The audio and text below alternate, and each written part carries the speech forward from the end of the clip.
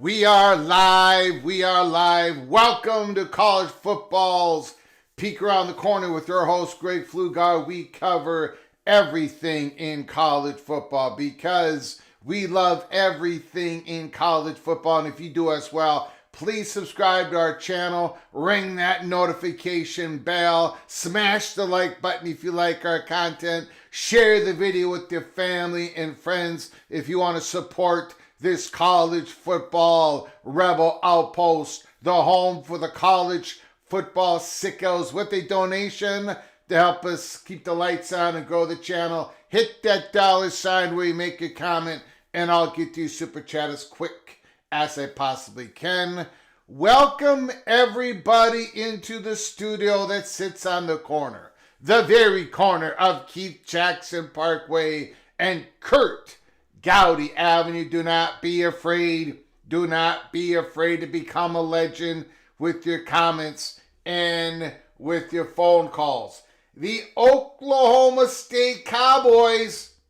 Oh my God. Oh my God. They got their guy, Eric Morris, the head coach of North Texas. That was reported. Multiple people have reported on that earlier today, a couple hours ago. Breaking news. Oklahoma State gets their guy. Most likely, it sounds like they're going to get their quarterback. And possibly they're going to get that Caleb Hawkins, I think is his last name, a tremendous running back this year, averaging over 6 yards a rush. Congratulations to the Oklahoma State Cowboys. It's a big, big day. And that's not all. There is an agreement between North Texas, Oklahoma State, and Eric Morris.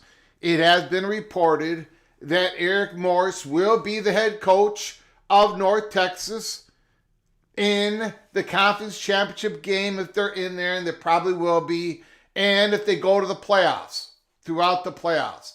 Oklahoma State seems to be okay with that. North Texas seems to be okay with that. Eric Morris seems to be okay with that. If all of them are okay with that, I'm okay with that. Let me know your thoughts in the comment section. And before any of you say, well,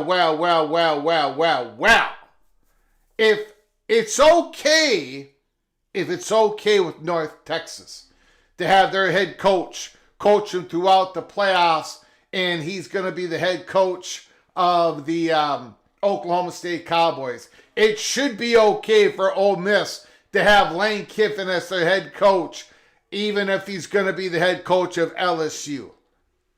It should be okay with Ole Miss. I don't agree. Two completely different situations, in my opinion. Let me know your opinion. By North Texas, they're going to, of course, losing this Eric Morris is going to hurt. Losing their star quarterback, most likely, is going to hurt. Losing their star running back, most likely, is going to hurt. But what happens in North Texas isn't exactly the same as Ole Miss. You know, the recruiting differences. Like, if North Texas, I don't know if they're going to hire within, or they probably will, I expect, or maybe they go out and get it. But it ain't the same thing. It's a completely different power dynamics. Ole Miss ain't going to sit there as the Southeastern Conference program and have their head coach going to become the new head coach of LSU or Florida and have them be the coach of their team throughout the playoffs. I completely understand Ole Miss's position. I think it's completely different. Same, but different. Same, but different. Let me know your thoughts on it. But congratulations to the Oklahoma State Cowboys. Let me know if I've got this right. We are waiting for the college football playoff show, the rankings. I believe it's going to be on ESPN. But we're waiting to the end of the Southwest Maui Invitational game. Am I getting this right? Am I getting this wrong? So we're going to wait a little bit longer for the Southwest Maui Invitational. There's 10 minutes left to go in that basketball game. Is it, or are they doing the playoff? Are they taking that show somewhere else? They're not showing it right now, correct? Let me know in the comment section. Let me know. Here is the PATC Cowboy, the Oklahoma State Cowboy, the Super Chat, MBM.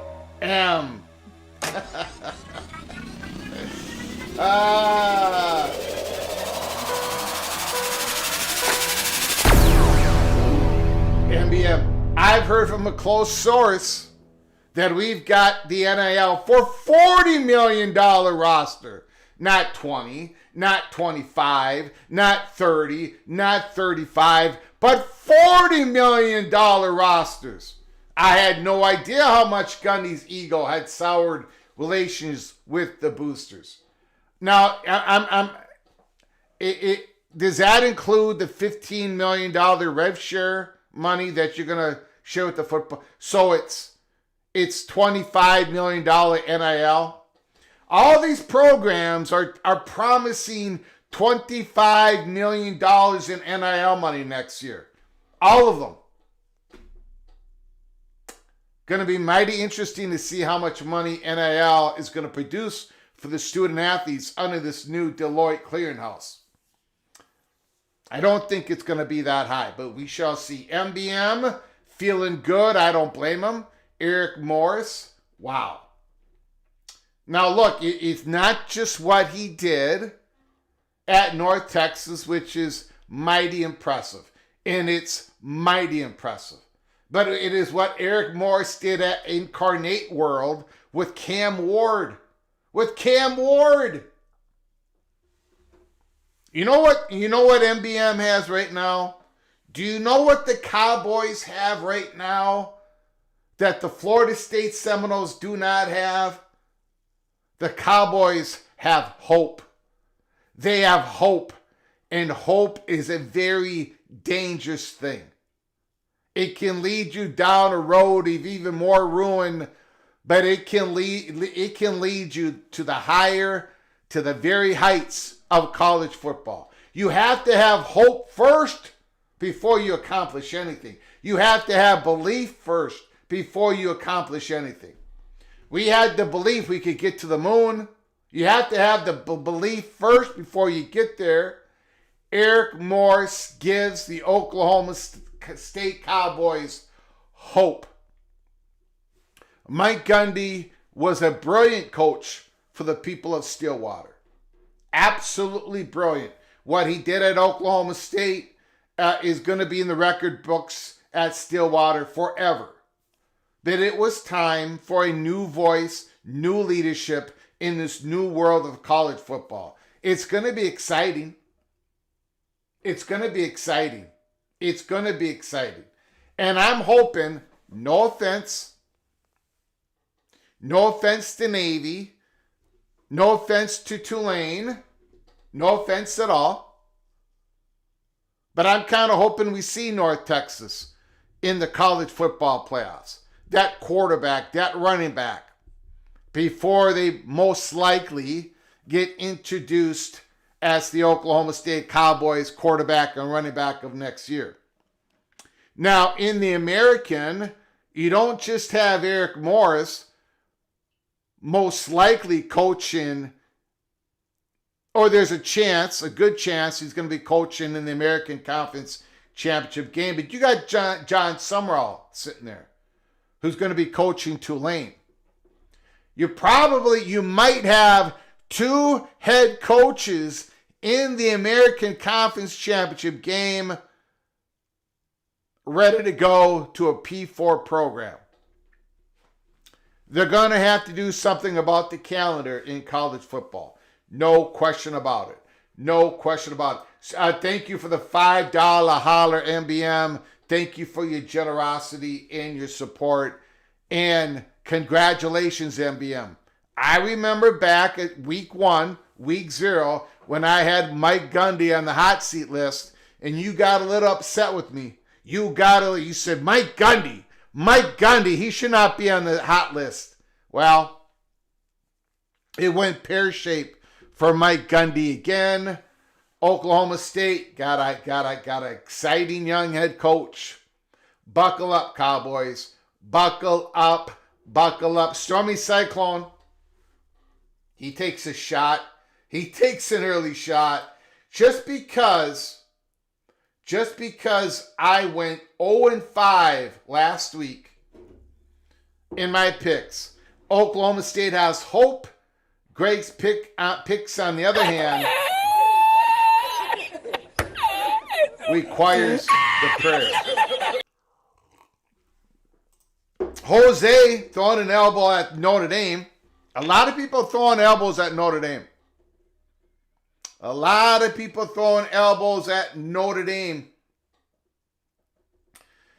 People don't like where Notre Dame is ranked. MBM was on the Kool-Aid. Well, we're all on the Kool-Aid. Now you're on the Eric Morris Kool-Aid. And that is going to be a strong tasting Kool-Aid.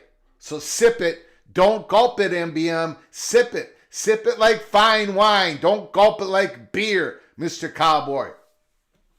The calendar in college football is trash, says Buckeye Greg. I'm now all in on James Madison Dukes getting that G5 college football playoff spot. And they have an opportunity. They were ranked number 20. I mean, they still got a shot.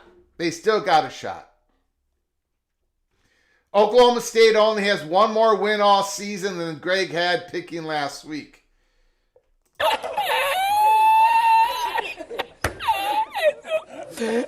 Man, you guys are ruthless. By the way, I apologize for yesterday's show. At the hour and 36-minute mark, the YouTube just went out. I don't know what happened. That hasn't happened in a long time here in the studio. We just lost. I kept talking. Ryan Willie was on the phone. I lost Ryan Willie.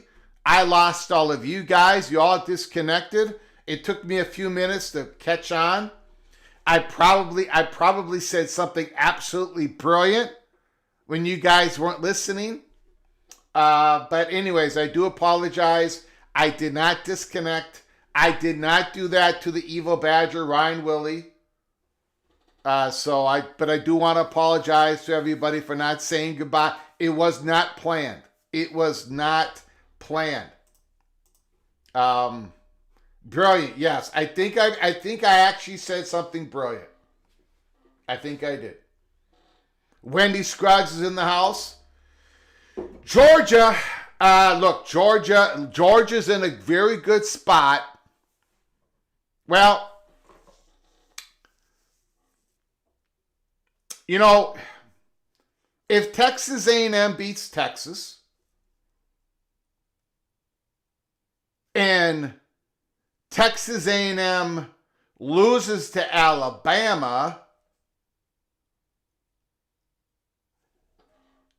I think Texas A&M will get the 4th seed, correct? Or am I wrong on that? And then Georgia's going to get the 5th spot. Or Georgia's going to get the 4th spot.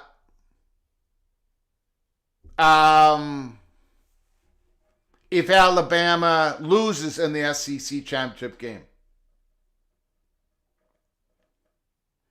Wendy, we have converted you, Greg. We know you're an honorary dog. No. I'm a gopher. I'm a gopher who is going to be in trouble this Saturday.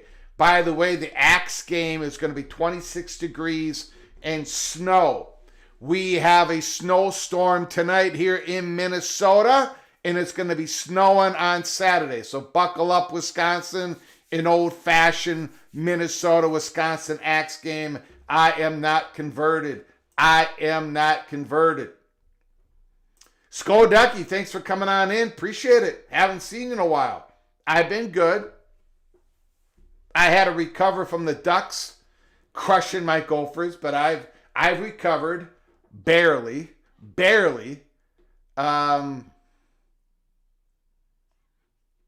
So we are waiting another 7.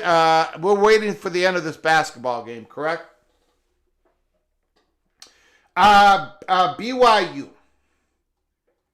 Movie Time Blues. Greg, Rock and Rant shared some interesting information about the ACC bylaws concerning its relationship with Notre Dame. Movie Time Blues, let me know what that was.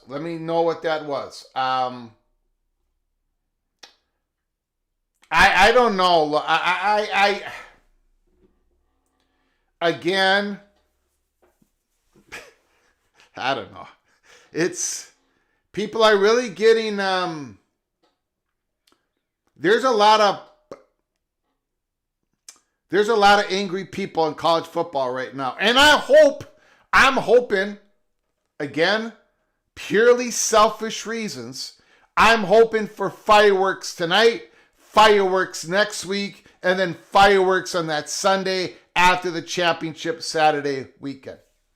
I'm hoping for chaos. I'm hoping for angry people. I'm sorry for those who get left out of the playoffs, but I am looking for playoff chaos because I am the leader of Army of 24. Army of 24. You all know what that means. In regards to Notre Dame, John Bryce, the Sports Illustrated Irish writer, says that Notre Dame is upset with the ACC because the ACC social media had been uplifting Miami's credentials while putting down Notre Dame's credentials. And John Bryce, a respected writer, I've read his stuff, says that Notre Dame is hopping mad, pissed off at the ACC. And I don't know, guys. I think it's much to do about nothing. I don't think Notre Dame has any reason to be upset with the ACC. It doesn't make any sense to me. Notre Dame is not an ACC football program. Notre Dame is under the ACC network grant of rights, not under the Tier 1 grant of rights. They're not going to be completely associated. Now, if you look at the ACC bylaws, there is that Notre Dame Father Flanagan or whatever father it was. There is a signature there. But I don't, they're just not a part of the ACC football conference. So the ACC should put out that propaganda. Everyone else, well, the Big Ten isn't, but the ACC, yes, go out there and say that Miami deserves it over Notre Dame. I don't know why Notre Dame would get upset over it. If you don't want the ACC attacking you, if you don't want the ACC uplifting an ACC program, join the conference if that's what you want to do. But you don't want to do it. So why should the ACC treat Notre Dame like a conference mate when they're not a conference mate? I don't get it. But I also don't think Notre Dame is I don't think it's going to result in anything, in my opinion. Yeah, Oregon, look, Bryant and your two starting receivers, you got to get healthy. You got to get healthy. Now, Oregon, and you probably will, it sounds like. Now, Oregon, if you beat Washington, I think tonight we might find out that the committee is falling more and more in love with the Ducks here. Going to be mighty interesting to see where Oregon is ranked. Are we going to be looking at Oregon at number 6? Dare I say number 5 tonight? Or is it going to be number 7? I don't think Oregon's not going to be in that 8 and 9 situation with Notre Dame. That's where Oklahoma is going to be. I'm also very interested to see where they're going to have Oklahoma.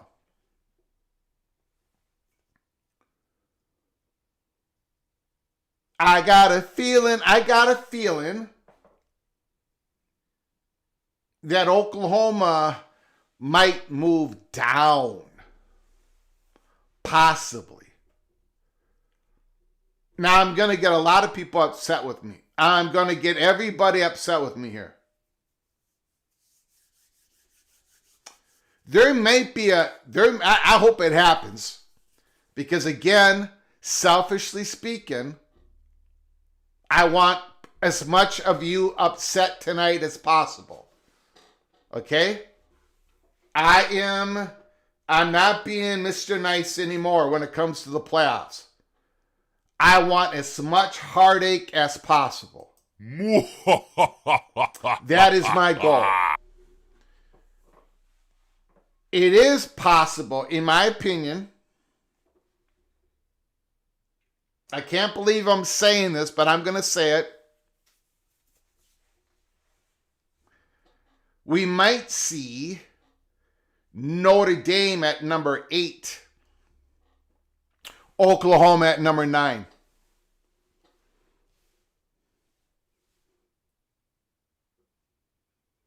Did I just say that?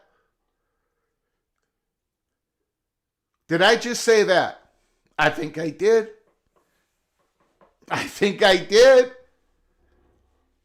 That Oklahoma, they got the resume. No question about it.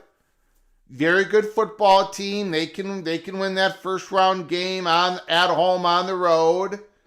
But I'm wondering if the playoff committee is starting to doubt the Oklahoma Sooners offense. I'm wondering if they're doubting that the Sooners offense can produce any points that their defense is not giving them. I'm wondering if they're going to look at Oklahoma as a finer, cleaner, a little bit more powerful Iowa Hawkeye machine. And they're looking at Notre Dame and they're probably saying, well, Notre Dame, they don't have the resume as Oklahoma. But they'll do the old soft dance, and they're going to be saying that Notre Dame, they've got that defense, but that offense is way more explosive than Oklahoma. They want to put that home game at South Bend. I'm going to be looking at Notre Dame versus Oklahoma tonight. Now, a lot of you are going, Greg, you are such a moron. That's true.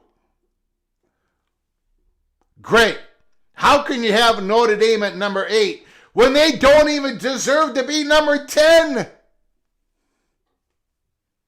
I ain't saying, but I'm saying. I ain't saying, but I'm saying that is something that I'm going to have my eyes open to.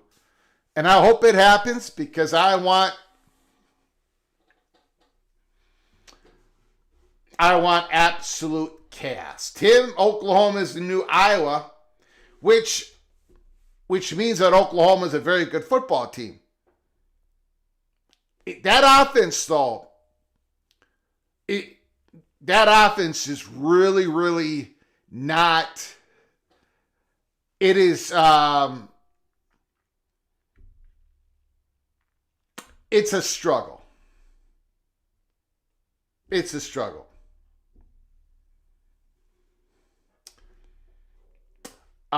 Texas should get in if they beat A&M.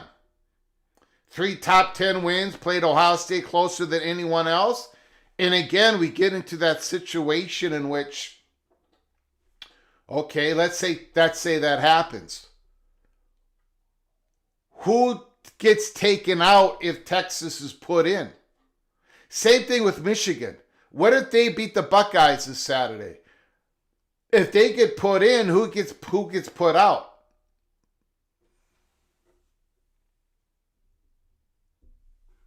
Go Black 45 doesn't believe Texas is a player in this. Expansion Crush, I'm a silent listener.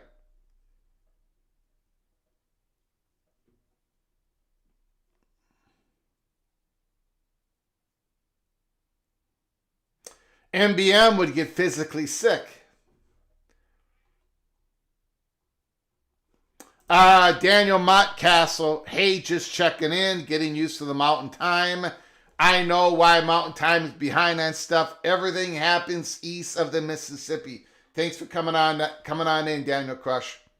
We are Daniel Montcastle, Expansion Crush. We are waiting for the playoff selection show coming up here after this Maui Invitational basketball game.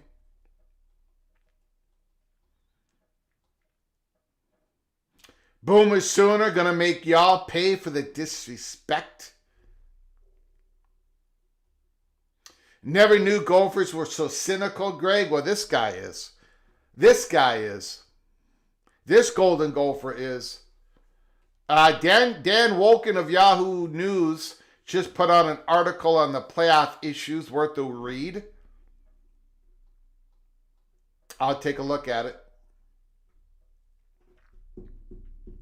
Lashley has a much better chance of going to the playoffs from SMU than he would at Arkansas. SMU still has a shot to get to the playoffs. This time they're going to have to win the ACC championship game. Last year they lost to Clemson in a tight one, but still made the conference championship game, which leads me to the next question. how much is the committee going to punish the conference championship game losers? I happen to think they're not going to get punished at all if they play a competitive football game in the conference championship games. But if they get their doors blown off, then of course, I think there's a chance that a conference championship game loser can slip out of the playoffs. Also, getting back to Lane Kiffin again, Ole Miss, where are they going to be ranked tonight? No lower than 7 and probably no higher than 6. Right? 7 or 6. If Lane Kiffin is not the head coach of Ole Miss, if he's not the head coach after the Egg Bowl this Friday, does Ole Miss get regulated downward? Does Ole Miss not have a home game? Do they push Ole Miss down because they do not have their head coach in the playoffs? In the real world, they shouldn't. But in the college football world, they're going to have to. Because that's what they did to Florida State when they did not have their starting quarterback. They're going to have to, I don't want to say the word punish, but that's what it is.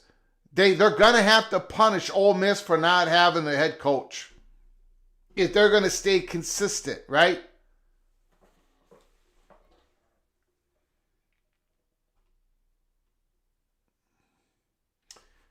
Stephen Vitt, if you're not in the Big Ten or the SEC, you're guaranteed to get punished as a conference title game loser. Well, SMU did not get punished last year. SMU did not get punished last year as an ACC loser. But that leads us to the question of BYU. I believe the cake has been baked. I think BYU's got to win the Big 12 championship game. If they lose the game, they're not going to get in the playoffs, even if it is a competitive loss.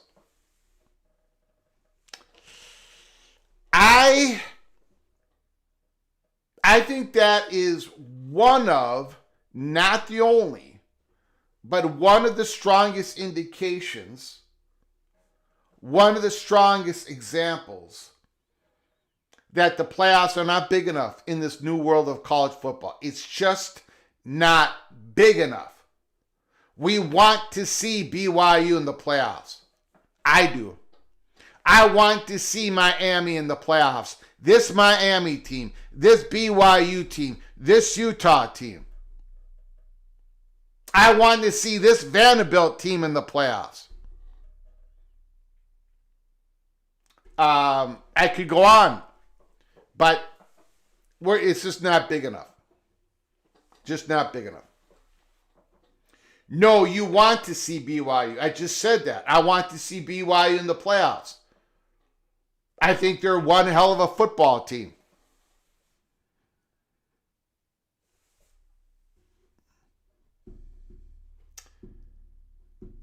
Greg, in 1973, the entire Big Ten voted on which Ohio State and Michigan would go to the Rose Bowl, and Michigan was left out due to the quarterback being injured last minute versus Ohio State. Yeah, I would rather have them flip a quarter, I guess. That's the year that they had a 10-10 tie, correct? At the end of the season. I don't, this whole thing where a quarterback is injured, therefore the team should not be in the playoffs, I think is absolutely ridiculous. It is what you've done, not what you are projected to do. It should be what you remember. We have earned it on the field. That's what we want. That's what Brett Yormark says. You've got to earn it. Well, the Buckeyes won the national championship in 2014 with the third-string quarterback. Who knows what the backup quarterback is going to do? And how far do you go with that slippery slope? They're missing their star running back, their star left tackle, and the kicker. Therefore, they should go down a spot. Oop, they're not in the playoffs.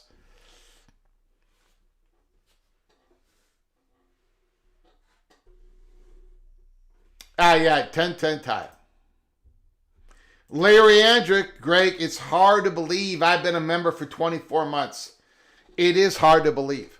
Why an intelligent West Virginia Mountaineer man who has all that great football content in West Virginia is listening to the fat guy from Minnesota bark about college football all for 24 months. But you know what, Larry Andrick? I appreciate it. I'm very humbled that you have been a part of this program, a member for 24 months. Thank you, sir. You're very kind. And your phone calls are fantastic. Thank you so much, sir. I appreciate it. But why any of you would listen to me for 24 months is an absolute miracle. Absolute miracle.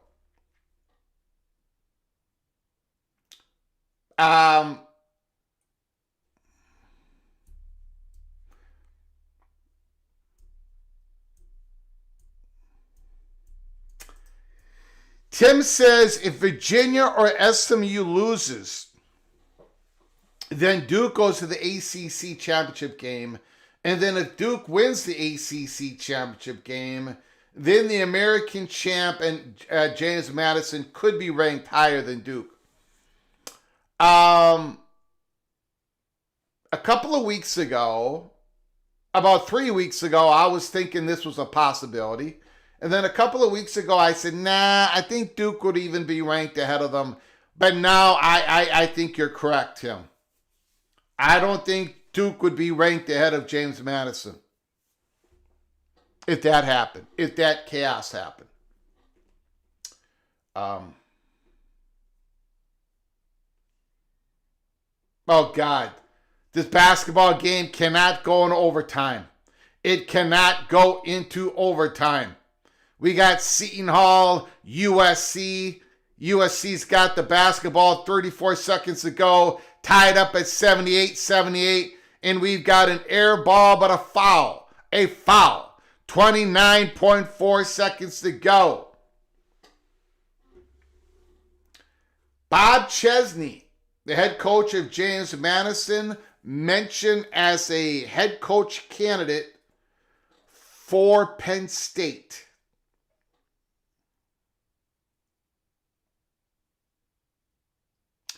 We've got Drinkwitz, the head coach of Missouri, as the candidate for Penn State. Cardale Jones, yep, third string quarterback. Skaven, yes, we are here to hear those Greg the Gold picks. Well, that's happening tomorrow. Skaven, yes, that's happening tomorrow. And because of the elbow that you just threw me, I'm gonna have to pick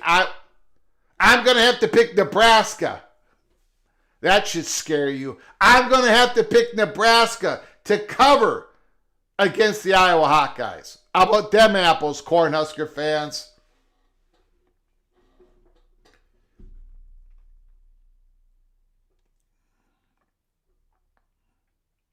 I totally agree with 24, but I also argue Army and Navy get an entire weekend to themselves has to change to allow that.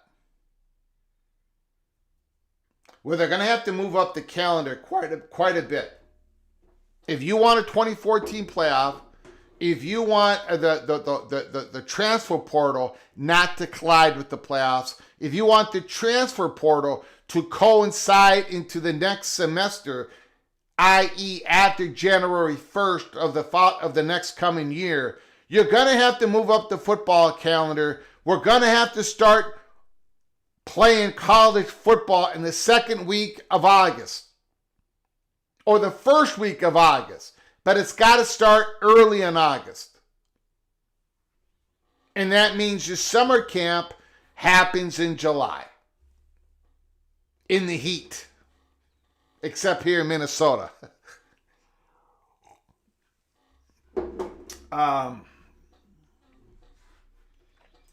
71 Big East. Craig, I think those Big Ten officials may screw Michigan this weekend over blocking that deal.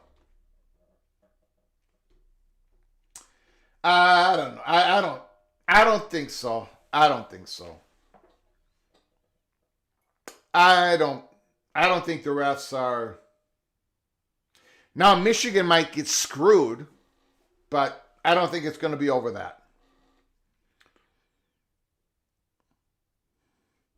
Nah, Michigan wins, and they're in my opinion because there's too much money to be had leaving them out. Never forget the 2014 Ohio State Buckeyes got blown out at home by Virginia Tech, and then never forget the 2014 Virginia Tech played Wake Forest to a score of 0-0 at the end of regulation. So Greg does not believe in conspiracies. Yeah, I do. I believe in the great cheesification conspiracy, where big dairy has implanted in all your brains with all their propaganda to continually put cheese on your burgers. So yes, I do believe in some conspiracies. The great cheesification.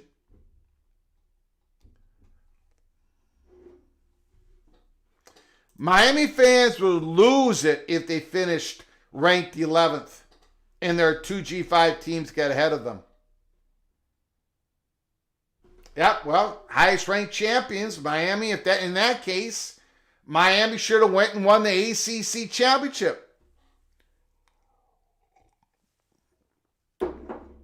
But then again, selfishly speaking, I hope it happens, because that means there's going to be more impetus, more juice, more inertia to expand the playoffs as much as possible.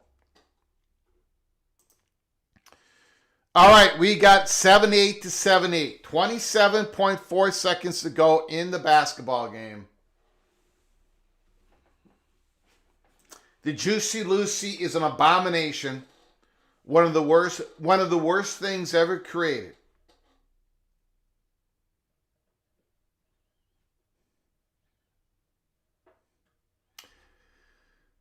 Cheese Whiz on a cracker is better than a cheese on a burger. You would, Evil Gopher. You would. You better believe it, Skaven. Yes, yes. Tomorrow I'm gonna sit here and I'm gonna say Nebraska's gonna play a beautiful game against Iowa. They are gonna hammer the Iowa Hawkeyes.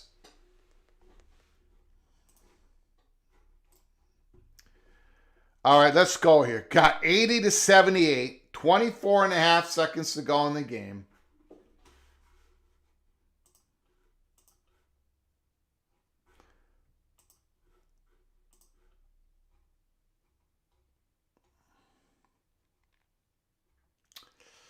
Everybody's waiting for the playoff rankings.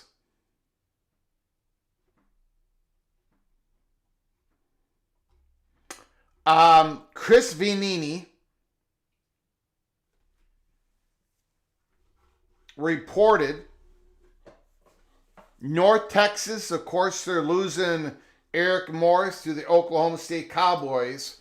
He's reporting coaches to watch for the North Texas job include Clemson offensive coordinator Garrett Riley, Miami's offensive coordinator Shannon Dawson, Mac Leftwich, Texas Tech offensive coordinator.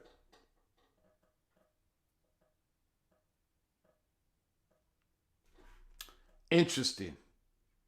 Garrett Riley, Clemson's offensive coordinator, possibly in the hunt for the North Texas head coaching job. Very interesting.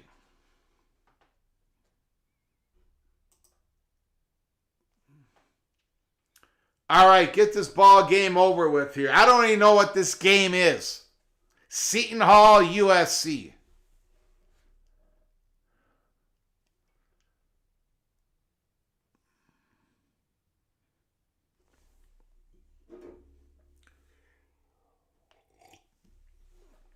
Jose, fight on. All right. Big defensive stop here. Come on, Trojans. Point guard taking it from the backcourt, dribbling in, top of the circle. Nobody sets the screen. Dribble. Out of bounds. Out the USC. It's going to be Seton Hall's ball, I believe. Maybe not. I have no idea what's going on. What was the call? That was off of Seton Hall. No, that was off the USC. Off of USC. That should be Seton Hall's ball. Oh, they missed it. That should be Seton Hall's ball.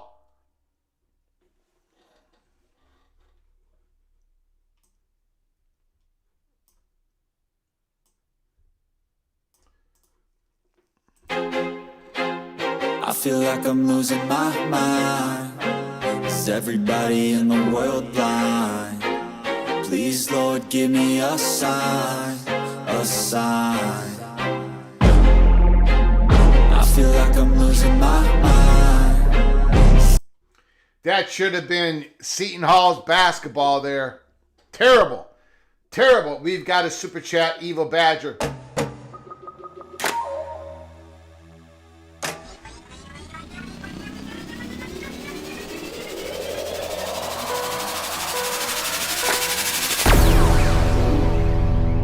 Badger, Matt Gopher, there's nothing wrong with big dairy. Well, again, I like dairy, I like cheese.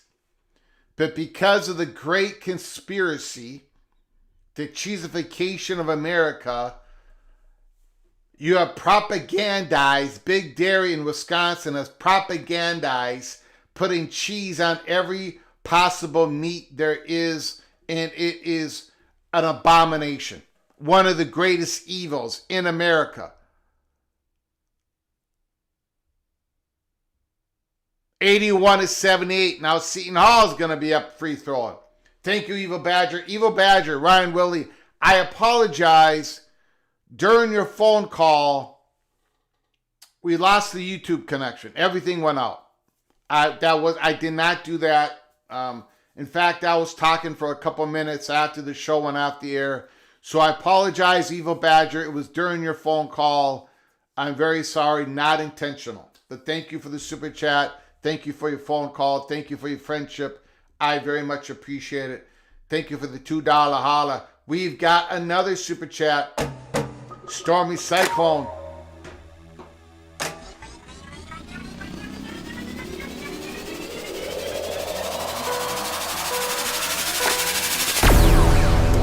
$81-80, Seton Hall.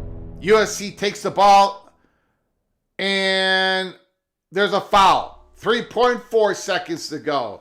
Stormy Cyclone, happy Thanksgiving to you and yours.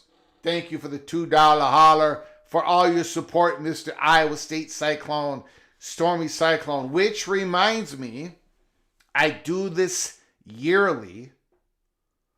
I give you food advices. The fat guy from Minnesota, I'm going to give you another little bit. I'm going to give you a little bit more of my wisdom when it comes to food. But I say this every Thanksgiving. I'm going to repeat it because we've got new people joining this college football YouTube channel all the time. The best way to eat your Thanksgiving dinner is to take that cranberry and drip it into your potatoes, drip it into your turkey, drip it into your stuffing, drip it into your corn, drip it everywhere on your plate. That's the best way to eat. That's the best way to eat Thanksgiving. Try it. Just, you know what? I'm going to give you an example. By the way, the reason why I found this out, I was watching years ago, there was this famous chef, and he was showing everybody how he made the turkey dinner.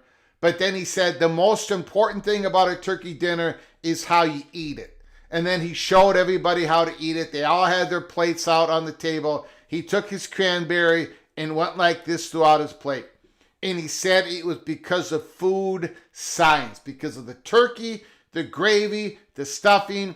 It needed the counteraction of the cranberry. If you have a little bit of cranberry in every one of your forkfuls of Thanksgiving food, it raises the food up to a whole nother level. Now, before you all call me crazy, this is what you should do. You're not going to do it because you're not going to listen to the fat guy from Minnesota, but you should take your plate of Thanksgiving, put however you put it on your plate, you eat it however you want to eat it, okay?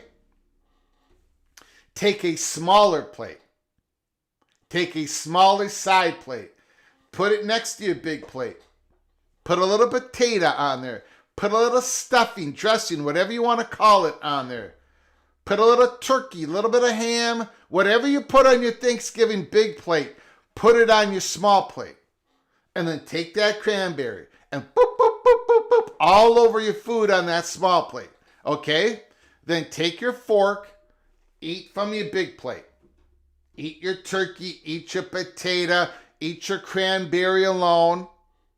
And then go to your small plate of Thanksgiving food, where you got a little bit of cranberry all mixed up, a little bit, all in your favorite food on a Thanksgiving dinner, and eat it that way.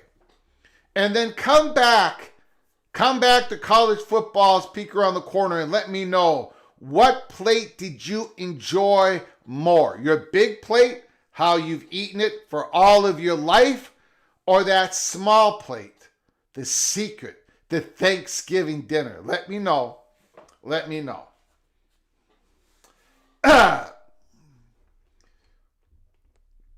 We do a cranberry fluff side dish. No cranberry sauce. Ken Stramas. Thank you. Don doesn't like anything cranberry. I make a great cranberry cobbler. Well, Don, you know, Don has to expand his horizons. Let's put it that way. Cranberry, no thank you. Don, the most important thing about Thanksgiving food is that it was cooked in the South by a Southern granny. Bob Swanger, my wife still stuffs the turkey. We are still living. Wendy, again, agrees with what I say about Don, which is important.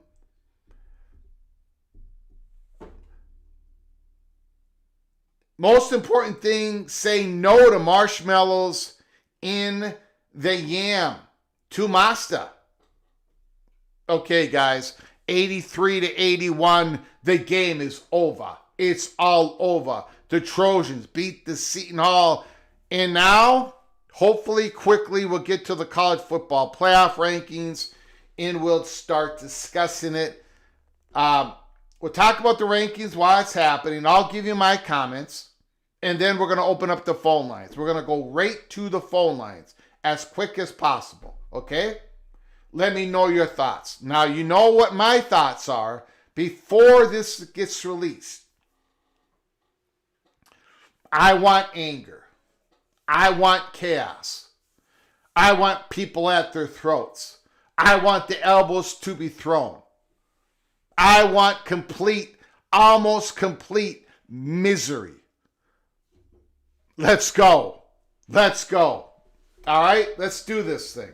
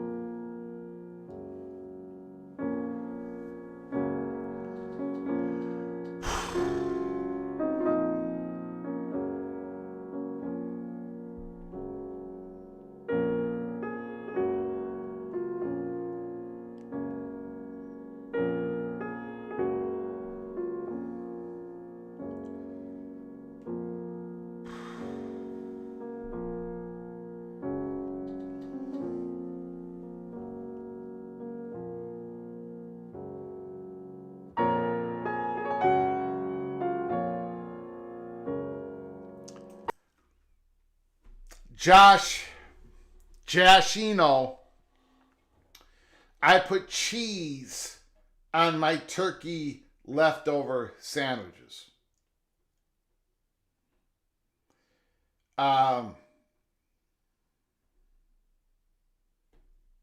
Tumasta, yes, a nice sharp cheddar with the turkey. First of all,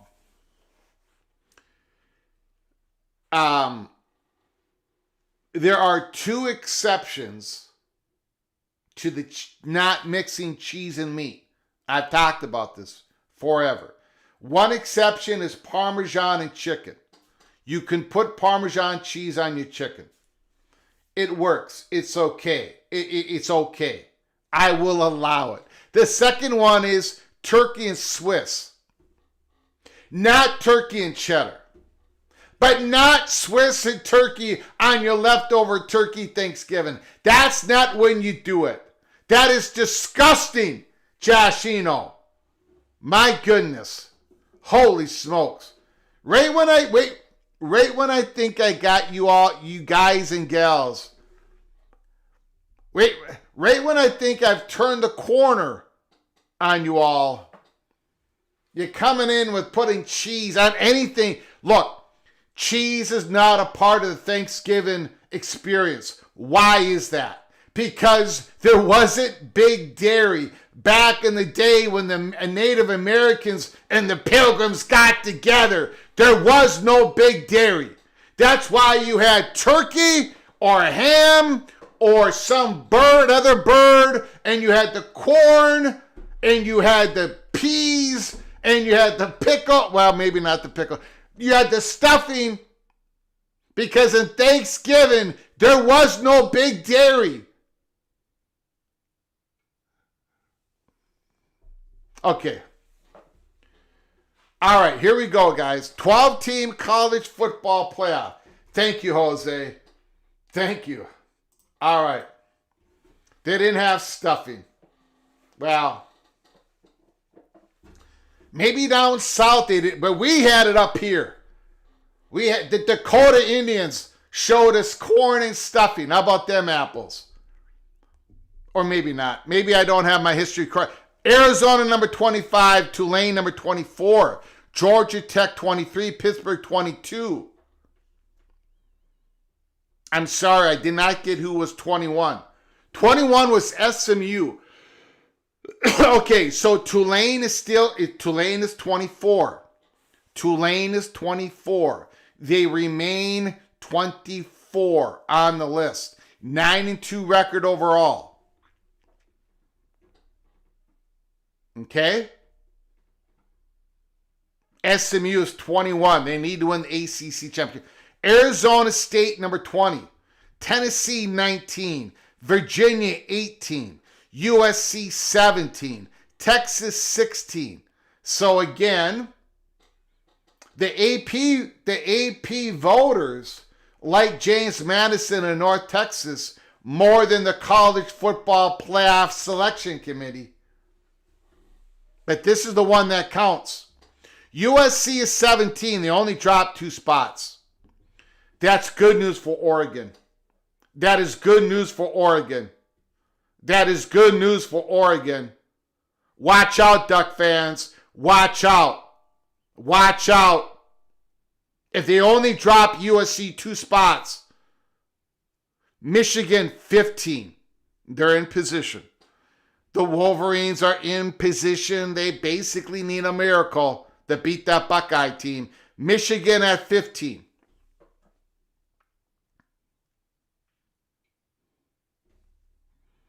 Utah is probably next. OBD done. So you're telling me, Greg Pflugar, that cheese was not made until last... No. But Big Dairy was not pushing the conspiracy to put cheese on your meat back in the 1800s, 1900s. That's the difference, my friend. That's the difference. Michigan, number 15. Number 14. Oh! Vanderbilt! Utah is still ahead of Vanderbilt. My, oh my. Now, Vanderbilt still has that game against Tennessee. So, Vanderbilt is probably still has the juice to finish ahead of Utah. Utah is at number 13.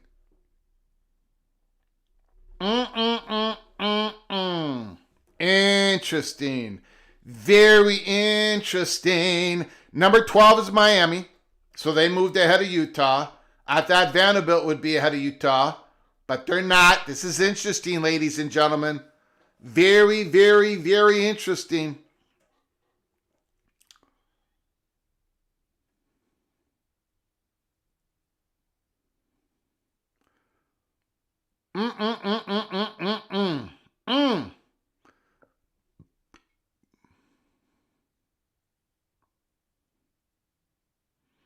Miami is number 12. So BYU is probably going to be 11. Alabama is probably going to be 10. And then what I'm looking for is Notre Dame and Oklahoma. Where do they put Notre Dame and Oklahoma? Number 11 is BYU. That is now official.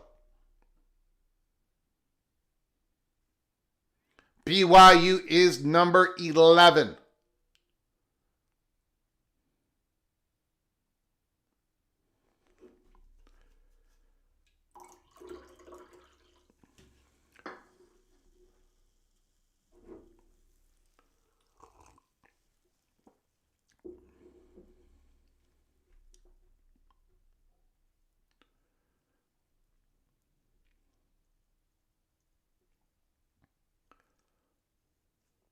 BYU 11. Number 10, Alabama.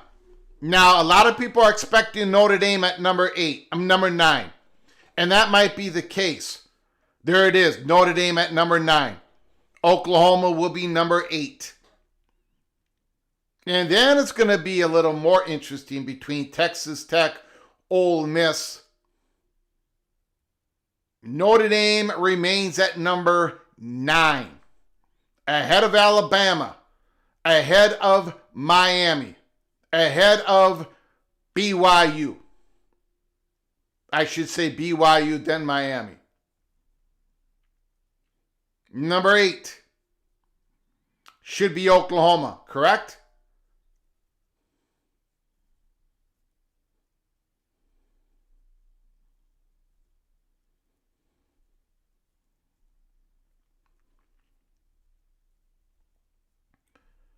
So the only change thus far is moving Utah down a spot in Miami, moving ahead of Utah.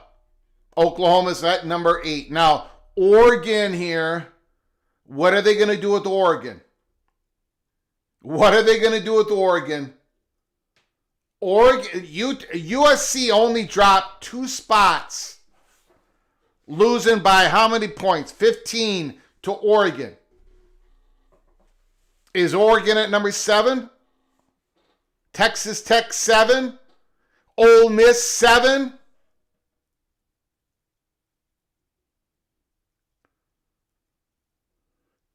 Number 7 is Ole Miss. Oh boy. Uh-oh. Uh-oh. If Ole Miss if they beat Mississippi State, and Lane Kiffin leaves, Ole Miss might be on the road in the first round of the playoffs.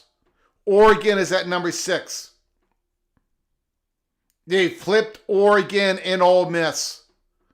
Oh, baby. Oh, baby, baby, baby. You can see that when they did not drop USC all that much. Oregon has a great chance. Now Texas Tech is at number 5. So Texas Tech Red Raiders, they're on the doorstep. They're on the doorstep to get in a first round bye. Or having that first round game against the G5 representative. Number 4 is Georgia. Number 3 is A&M. Number 2 is Indiana. And number 1 is the Buckeyes. Whoa, Nelly. Ryan Brooks, Big Ten bias. Randy Scruggs, Utah is too high. Y'all got to be kidding me. We have a Heisman frontrunner. Gunnar Stockton, Don Scruggs. There it is, ladies and gentlemen. There it is. Let me post this up here once I get a good graphics. Come on now. Come on now.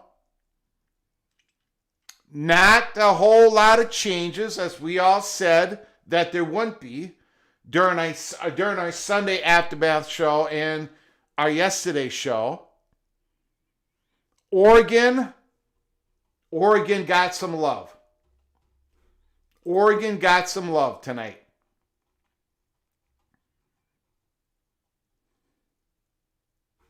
As Brett McMurphy says, Ole Miss drops to number 7. If Lane Kiffin doesn't coach the Rebels in the playoff, the selection committee could drop Ole Miss 2 spots and send them on the road in the first round instead of hosting a home game.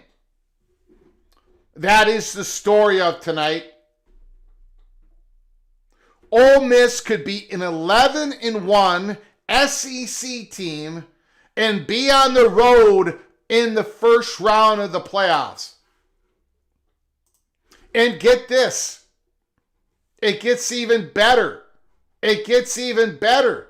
If Ole Miss loses against Mississippi State and they don't have Lane Kiffin, Ole Miss is probably out. They're probably out of the playoffs.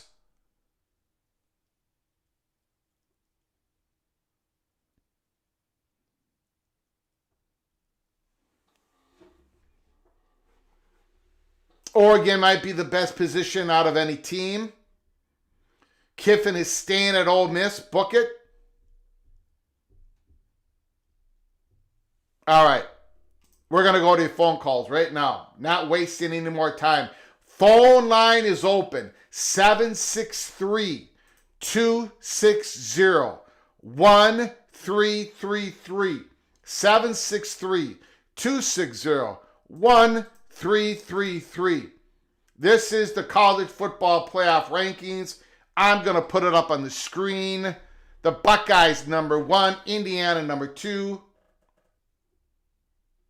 Texas A&M number 3, Georgia number 4, the Red Raiders number 5, Oregon 6, Ole Miss goes down to 7, Oklahoma 8, Notre Dame 9, Alabama 10, BYU 11, Miami 12, Utah 13, Vanderbilt 14, Michigan 15. Now, if Alabama beats Auburn and and Texas A&M beats Texas, it's going to be Texas A&M and Alabama in the SEC championship game. And what if Alabama loses that game by 14, 17, 20 points? You can see Alabama sliding out, right? Miami's sitting there, and they play Pittsburgh, the number 22 seed, 22 ranked, in the final weekend of the season. Miami wins that game. Let's say they win that game on the road. BYU goes to the Big 12 championship game and loses by like a couple touchdowns. Alabama loses their championship game. I mean, there is still a chance for Miami to squeeze in.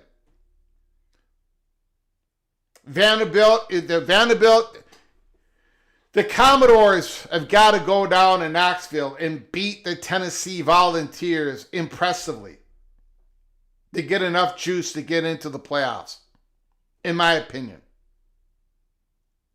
In my opinion.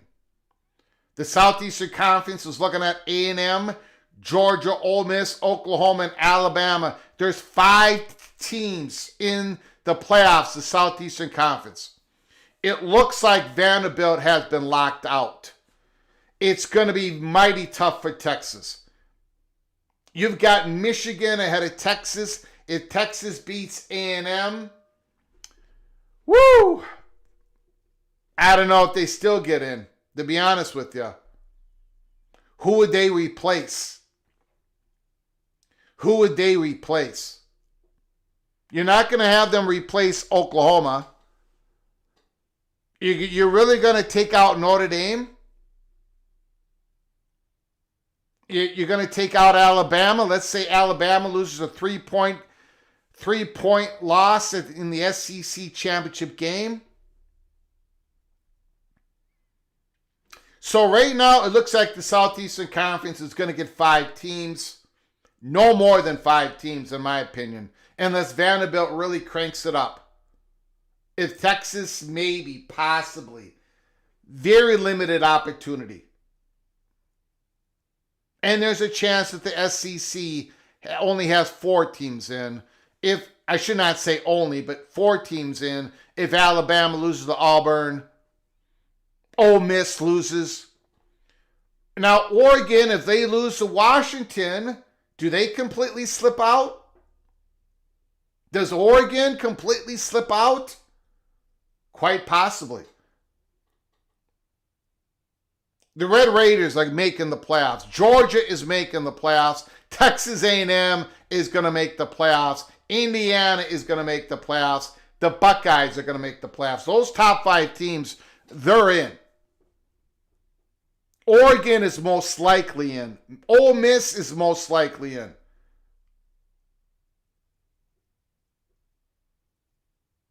Again, the phone lines are open.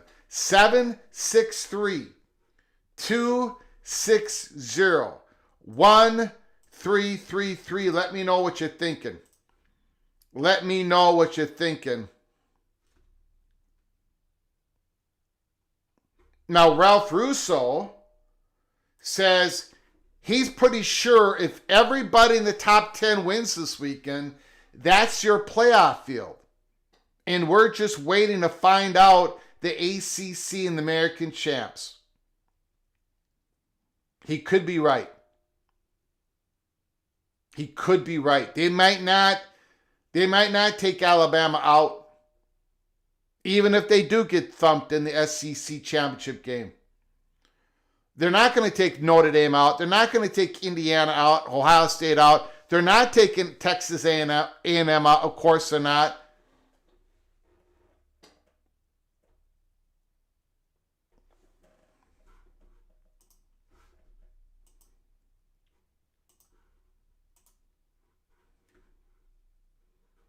Russo is absolutely correct. Don't be afraid to be a legend. Big Ten 3, maybe 4. Looks like it's going to be 3 in my opinion. It has looked like that for a very long time. Miami and Utah need an Alabama or Ole Miss loss. Yes, I agree. Florida Man says the Southeastern Conference will get 5 teams in. If Alabama beats Auburn, yes.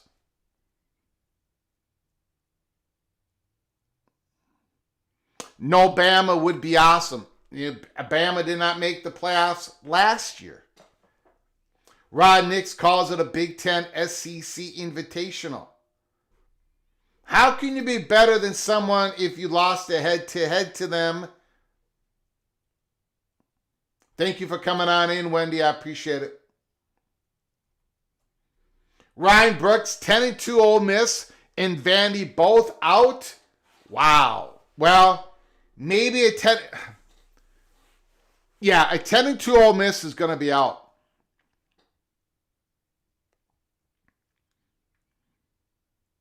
If they lose that game and Lane Kiffin is gone,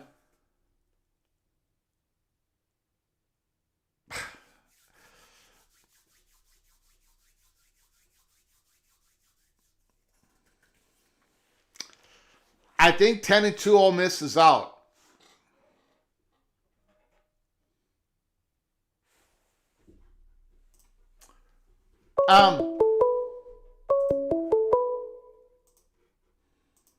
Call from Rick? Rick, thanks for calling. I appreciate it. The floor is yours. Hey, Greg. On the subject you had yesterday with the expansion to 24 Yeah. uh, 4 auto qualifiers,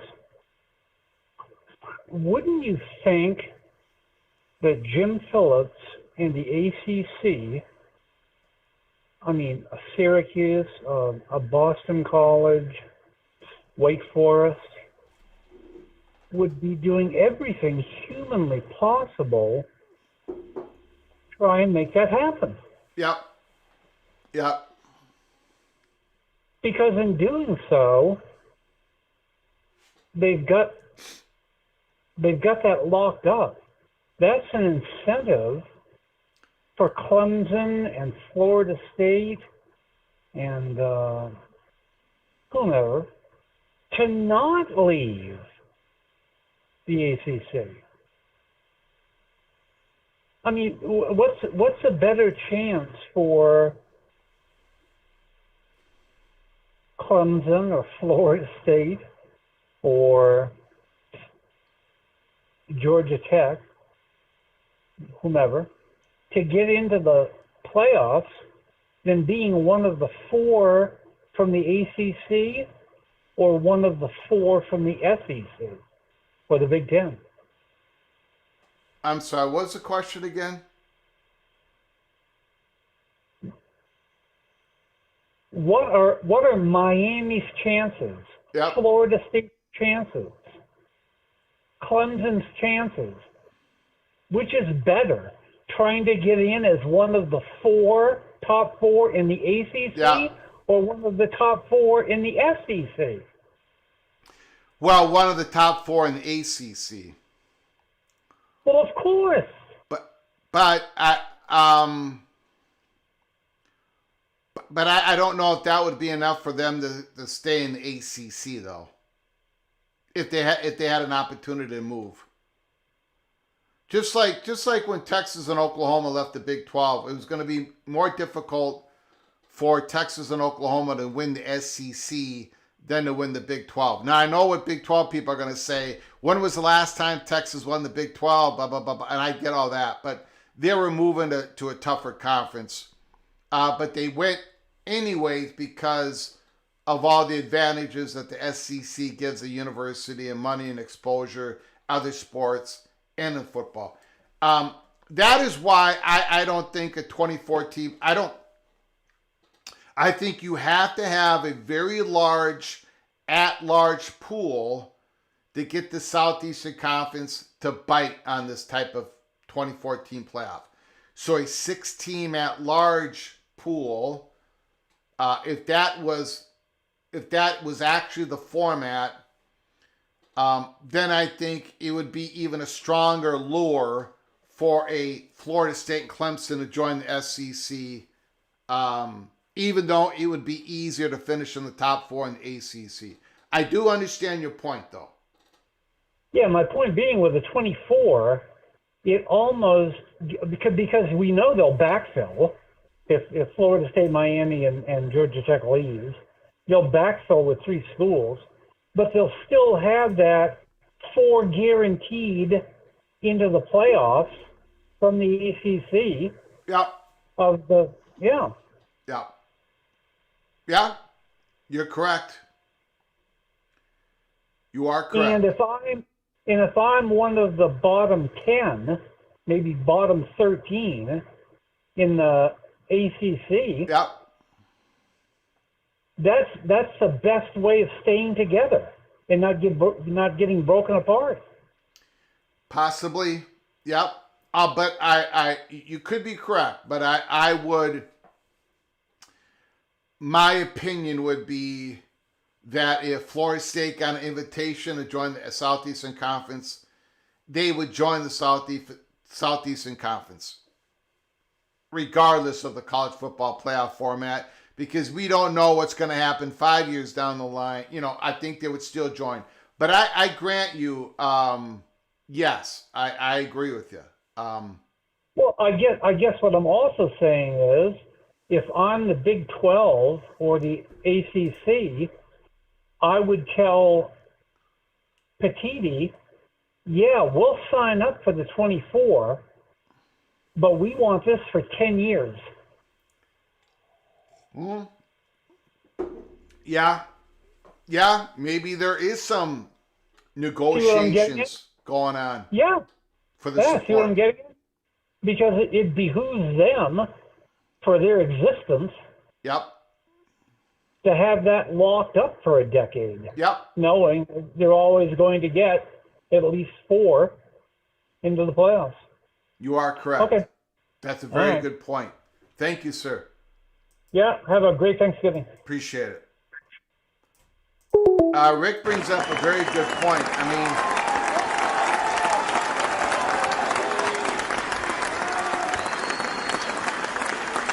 this current playoff contract only goes for another 5 years, regardless of what type of format they figure out for 2026. So maybe extending, I don't know.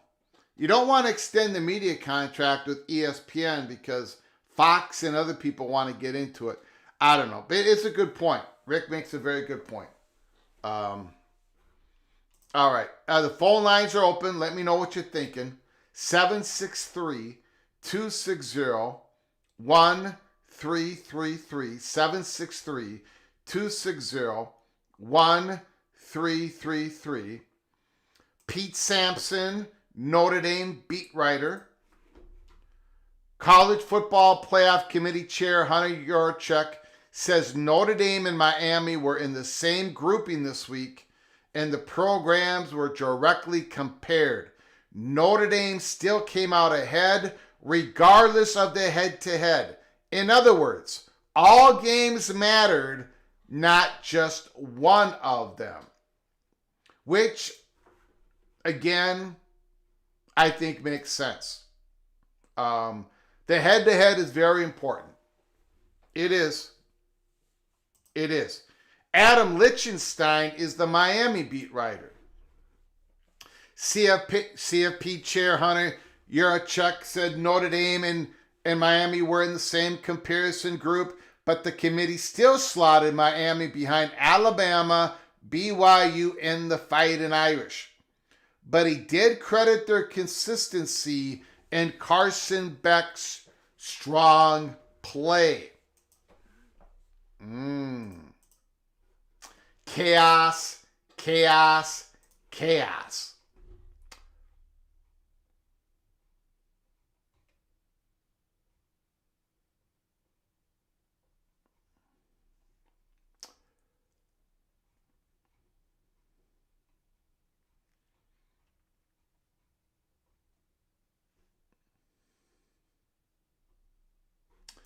Committee Chair Chris Vanini, The Athletic. Chris Vanini, The Athletic. Committee Chair Hunter Yurachek says Notre Dame and Miami were compared in the same pool this week. The committee still feels that Notre Dame is a complete team and has been consistent throughout the season. Did credit Miami for playing better and making it closer. So right now, Miami is on the outside looking in, but they did jump Notre Dame.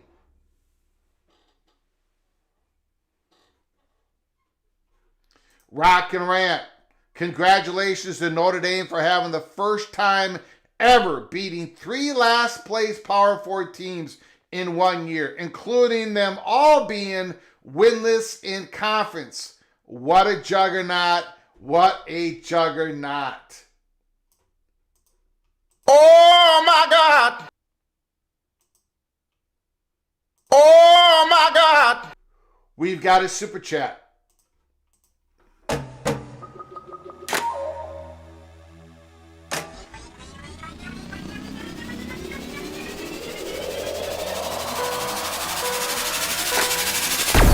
Buckeye Greg, has the committee in the Rose Bowl have settled anything about the traditional January 1st slot for next year as the host of a semifinal? I don't think anything has been settled for next year. regardless of any bowl games. They're all waiting to see what the college football playoff format is going to be for 2026. So not only that question, but all the bowl tie-ins with all the conferences, nothing, I believe, I could be wrong, let me know in the chat room, I don't think anything has been settled anywhere in regards to any bowl games anywhere, including next year's quarterfinal games, next year's semifinal games. I don't think nobody knows nothing. Or I should say nobody knows anything. Ryan Brooks, not only did they say Notre Dame is better, they say Notre Dame is several spots better. Look, I thought maybe they were going to put Notre Dame ahead of Oklahoma. I wonder how close that is. I'm wondering how close that is.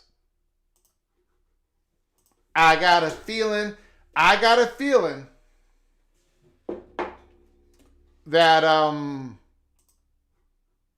let's take a look here. Let me clean something up. I bet the Notre Dame Oklahoma thing is a lot closer. Oh shoot, I just screwed something up.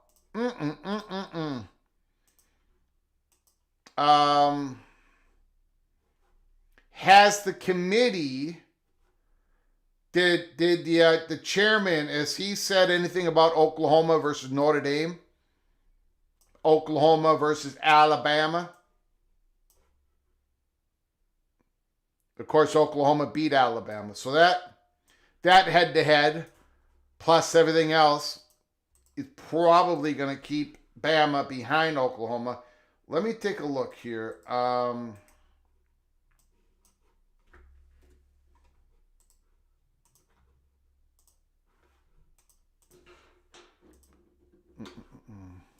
So,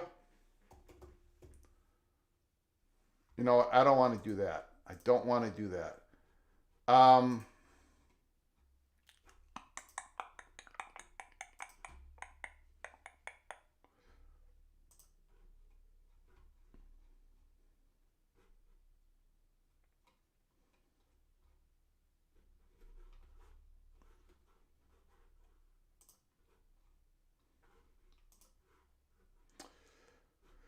Let's see here.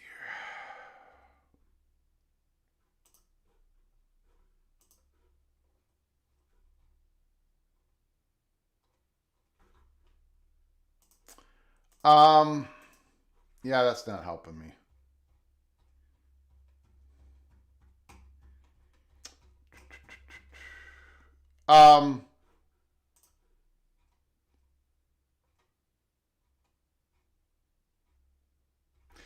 You know, I wonder.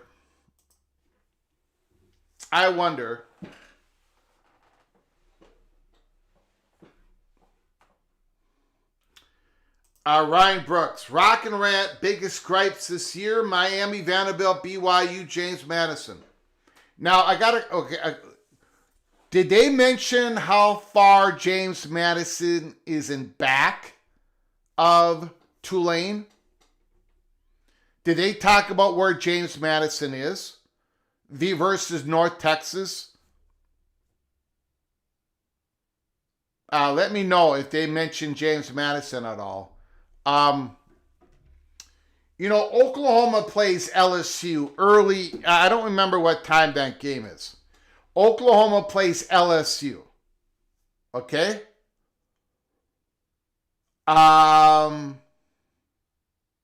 That's on a Saturday, correct? That's on a Saturday.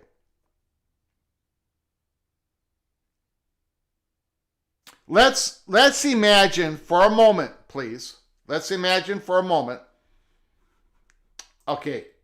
3:30 Eastern Time, 2:30 Central Time. Okay, thank you, Ryan Brooks. Imagine this, Ryan Brooks. We're just pretending here. We're just pretending. Remember, I want complete chaos. That's what I want. That's what I demand. Let's say Friday comes and goes. and Lane Kiffin, it's announced late Friday night, or it's leaked tomorrow. By the way, if it gets leaked tomorrow, we're coming on live and we're talking about the Lane Kiffin drama. But anyway, if it gets leaked tomorrow, Thursday, or after the game Friday, or Saturday morning, and it's announced that Lane Kiffin will be the new head coach of LSU, okay? LSU fan base, it gets all excited, right? Lane Kiffin is already recruiting, right? LSU plays Oklahoma. Now, again, Oklahoma should win that football game. Oklahoma will probably win that football game. But that offense, man, I don't know if that offense can score 20 points, 30 points against Ryan Brooks, Jose, Rock and Rant, and me on defense. So what I'm saying is, Oklahoma, I think that game's at Norman. I could be wrong. Let's say Oklahoma wins that game 17-14. Oklahoma beats LSU 17-14. What's the line on that game? Can anybody tell me what the line is on that game? Hold on a second. I'm going to get to my point. I know I'm just rattling on right now. I always have a certain point I have to make. Hold on.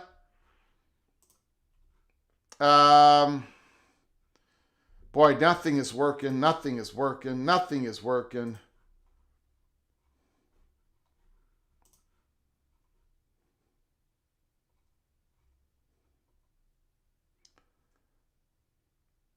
The line is 10.5.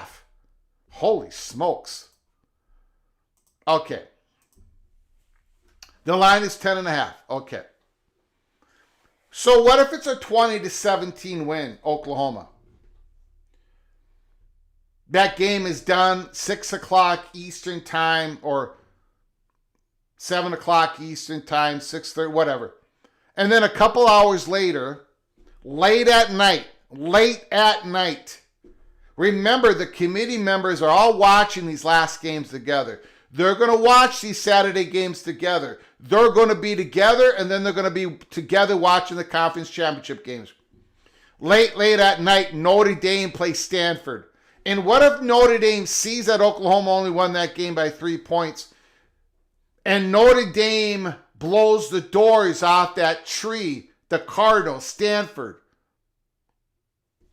I'm just saying, I think there's a chance they move Notre Dame up to number 8 in Oklahoma. If Oklahoma struggles against LSU and Notre Dame goes out there and lays one in to Stanford, I think they might be. I think they might move Notre Dame to number 8. Looks like a lot of people are rooting hard for Stanford this week. Yeah. All right, guys. I think we're going to close it up. We've been on the air for an hour and 30 minutes. Nobody wants to call and talk about the playoffs. So, I want to thank everybody who joined us tonight for the playoff selection show. It started a little bit later than we thought because of something that they call basketball. I want to thank MBM, Evil Badger, Stormy Cyclone, and Buckeye, Greg the Buckeye, for your donations, for your generosity. I appreciate it. Thank you for all your comments in the comments section. And again, we will be here tomorrow. We've got a couple of things to do tomorrow. One of them, we got to make our picks against the spread coming up this weekend. And we're going to do that tomorrow. And we both have the same record, 71-78 against the spread. I went 0-5 last week. So this is a very important week against the spread. I got to win a game. I have to win a game. But yeah, so we're going to do that tomorrow. And I got a feeling that there is going to be this little leakage around the Lane Kiffin situation. So if that happens, We're going to be coming on live and we're going to be talking about it. Ole Miss is in the middle of the drama storm as we head into the last week, rival week here in the 2025 college football season. I can't wait to talk about the football games tomorrow, make our picks, drama in college football. Until next time, from all of us at College Football's Peek Around the Corner, to all of you, please y'all take great care of each other. And as always, God, family, Golden Gophers.